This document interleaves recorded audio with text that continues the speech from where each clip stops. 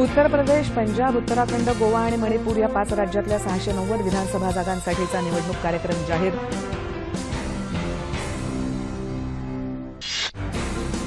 उत्तर प्रदेशमध्ये 11 फेब्रुवारी, पंजाब आणि गोव्यात 4 फेब्रुवारी, उत्तराखंडमध्ये 15 फेब्रुवारी आणि मणिपूरमध्ये 4 मार्चला होणार मतदान.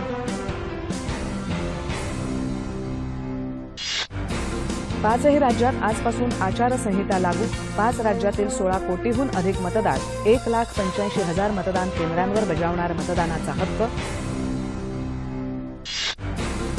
मतदान केंद्रांवर यंदा विविध सुविधा देणार. महिलांसाठी काही ठिकाणी स्वतंत्र मतदान केंद्र, बूथवर सहाय्यक केंद्र उभारणार. मतदान यंत्रांवर उमेदवारांचा फोटोही असणार. उत्तर प्रदेशात 7 टप्प्यात, गोवा, पंजाब आणि उत्तराखंडमध्ये एकाच टप्प्यात तर मणिपूरमध्ये 2 टप्प्यात होणार मतदान. मात्र 5ही राज्यातली मतमोजणी एकाच दिवशी 11 मार्चला होणार. समाजवादी पक्षाच्या अंतर्गत कलहामुळे निवडणूक चिन्हाचा गोंधळ वाढला. निवडणुका जाहीर झाल्यानं दोन्ही गटात हालचालींना वेग.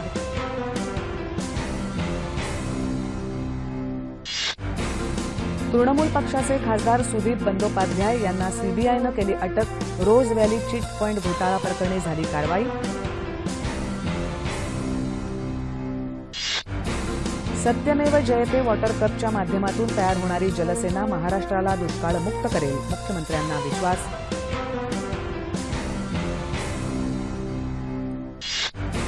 समाजातल्या सर्व घटकांना विकासाच्या प्रवाहात आणण्यासाठी राज्यात ओबीसी मंत्रालय निर्मितीचा निर्णय, मुख्यमंत्र्यांचं प्रतिपादन.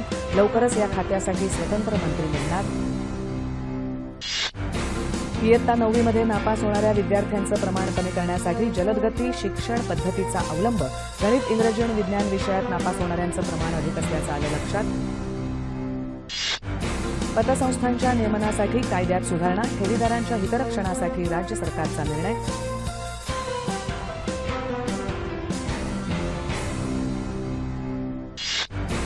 तुर्कीमध्ये होत असलेल्या दहशतवादी हल्ल्यांच्या पार्श्वभूमीवर आणीबाणीची मुदत 3 महिन्यांनी वाढवण्याचा तुर्की संसदेचा निर्णय.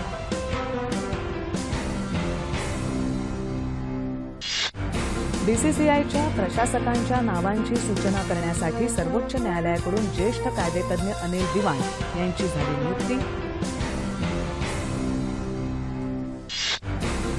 आणि दाट धुक्यामुळे उत्तर भारतात जाणाऱ्या रेल्वे सेवा विस्कळीत. दिल्लीत रेल्वे गाड्यांचं वेळापत्रक कोलमडलं.